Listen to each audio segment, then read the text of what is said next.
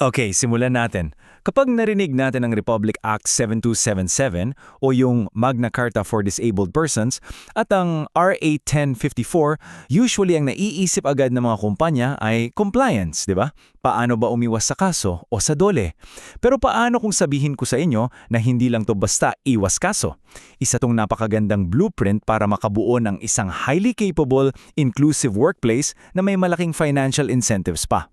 Sa pagtatalakay natin ngayon, titingnan natin ang mga batas na ito hindi bilang isang pabigat, kundi bilang isang checklist at napakalaking opportunity para sa negosyo ninyo.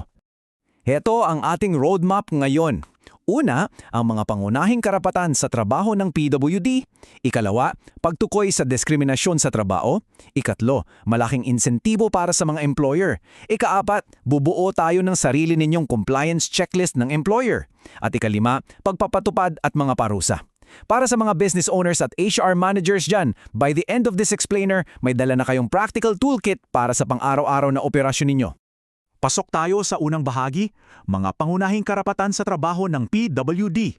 Dito, hihimayin natin yung pinakapundasyon at puso ng batas na ito. Equal opportunity. Basically, ibig sabihin nito, walang taong may kapansanan ang pagkakaitan ng trabaho kung qualified naman sila. Ang desisyon nyo dapat bilang employer ay palaging nakabatay sa merito, qualifications at kapabilidad. Tandaan, hindi ito charity o welfare measure, okay? Ang pagtatrabaho ay isang karapatan na nakabase sa kakayahan. Ganun kasimple yon. Sa practical na usapan, ganito ang itsura niyan. Ang mga PWD applicants nyo dadaan dapat sa eksaktong parehong proseso ng hiring. Walang special shortcuts, pero wala ring dagdag na harang. At kapag na-hired na, dapat matanggap nila yung same basic salary, overtime pay, 13th month at lahat ng benepisyo na natatanggap ng mga katrabaho nilang non-disabled na nasa parehong posisyon. Parehong trabaho, parehong sweldo. Period. Ikalawang bahagi na tayo, pagtukoy sa diskriminasyon sa trabaho. Kailangan nating linawin kung ano ba talaga ang mga bawal para maiwasan natin ito. Ayon sa Section 32 ng Batas, ang diskriminasyon ay anumang aksyon ng pag-iet sa puwera, pagtatangi o paghihigpit sa karapatan ng mga PWs.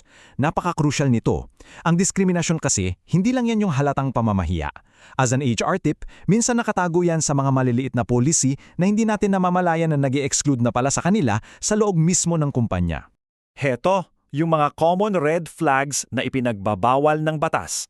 Mula sa pagtangging mag-interview dahil lang sa kapansanan, pagbibigay ng mababang sahod, paghaharang sa promotion, hanggang sa paghihiwalay sa kanila sa mga specific na trabaho lang.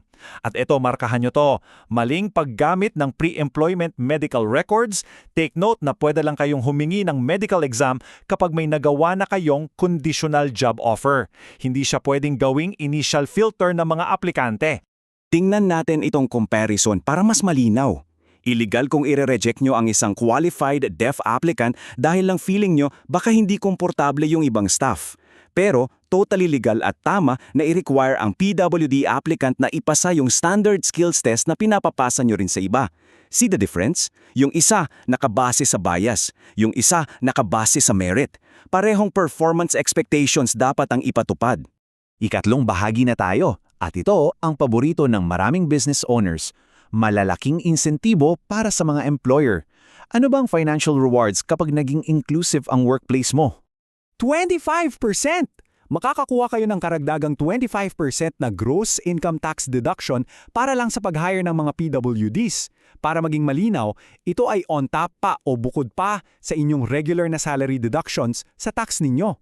Literal na sinasabi ng batas na gawin mo ang tama at bibigyan ka namin ng reward. At may isa pa, makakatanggap din kayo ng 50% additional tax deduction naman para sa mga facility modifications.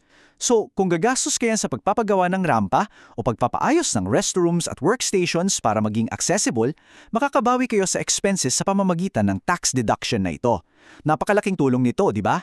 Ika-apat na bahagi, ang compliance checklist ng employer. Dito na natin isasabuhay ang lahat ng pinag-usapan natin.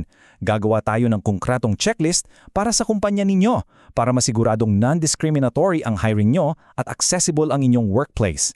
Step 1. I-post ng malinaw ang inyong equal opportunity policy sa workplace. Hindi lang to for display sa bulletin board ha. Nagtatakda ito ng kultura at tono para sa buong organisasyon ninyo. Ipinapaalam nito sa lahat ng empleyado na seryoso ang kumpanya ninyo sa inclusion. Step 2. Iproseso ang lahat ng PWD applicants sa standard hiring pipeline ninyo. Meaning, hindi nyo sila iihiwalay sa isang special folder o hiwalay na department. Kung ano yung pinagdadaanan ng regular applicants ninyo, doon din sila dadaan. Equal footing right from the start. Step 3. Garantihan na ang sahod at benepisyo nila ay kapareho ng mga katrabahong hindi PWD. Huwag na huwag kayong magbabawas o gagawa ng discounted compensation packages based sa kapansanan. Same position, same pay. You might want to double-check your payroll systems para sigurado tayong walang ganitong nangyayari. Step 4. Nakatuon naman ito sa physical office ninyo. Tiyakin ang workplace accessibility, gaya ng mga rampa at restrooms ayon sa Batas Pambansa 344 o yung Accessibility Law. Tanggalin yung mga physical barriers. At again, remember yung 50% tax deduction na pinag-usapan natin kanina? Dito nyo yun magagamit. Panghuli, Step 5. Panatilihing mahigpit na confidential ang medical records ng mga PWD applicants.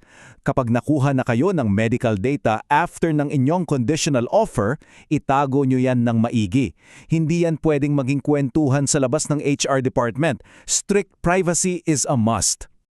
Para mas lalong selyado ang checklist natin, heto ang 3 huwag na dapat nyong i-delete agad sa HR playbook ninyo. Huwag gumawa ng hiwalay na job categories para lang sa kanila. Huwag magtanong ng maaga tungkol sa kapansanan bago magbigay ng conditional job offer. At higit sa lahat, huwag manghusga na hindi nila kaya ang trabaho nang hindi man lang sila binibigyan ng proper assessment. Ikalima at huling bahagi, pagpapatupad at mga parusa. What happens kapag hindi sumunod ang isang kumpanya? Kailangan din natin itong pag-usapan ng diretsahan.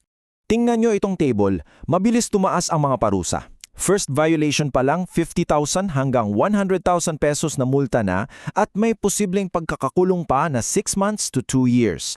At ito ang pinakakrusyal na paalala. Ang mga corporate officers ay pwedeng direktang managot o magkaroon ng personal liability. Hindi lang yung kumpanya ang idedemanda, kundi pati kayong mga namumuno. Paano ba nabubuo ang kaso against an employer? May 3 taong palugit ang empleyado para mag-file ng complaint. Pwede nilang gamitin as evidence yung mga mismong nakasulat na komunikasyon ninyo, mga emails, text messages, memos, at syempre yung mga testimonya ng kanilang mga katrabaho. At kapag nag-file na, ito yung eksaktong pipeline na dadaanan ng isang discrimination complaint. Nagsisimula sa pag-ipon ng ebidensya, papunta sa Dole Regional Office, dadaan sa mediation, at kung hindi maayos, didiretso ito sa formal na pagpapasya sa labor arbiter sa NLRC, isang formal na proseso na hindi talaga pwedeng ipagsawalang bahala. Kaya bago tayo magtapos, gustong iwanan kayo ng tanong na ito. Handa na ba ng buo ang iyong kumpanya na bumuo ng isang tunay na inclusive at legally compliant na workplace ngayon? Take a really hard look at your internal policies today. I-apply niyo yung checklist na bunuo natin para ma-unlock nyo ang lahat ng financial benefits at mas magandang kultura sa kumpanya. Oras na para umaksyon. Maraming salamat sa pagsama sa ating pagtatalakay ngayon at now ay patuloy tayong bumuo ng mas mabuting espasyo para sa lahat. Hanggang sa muli!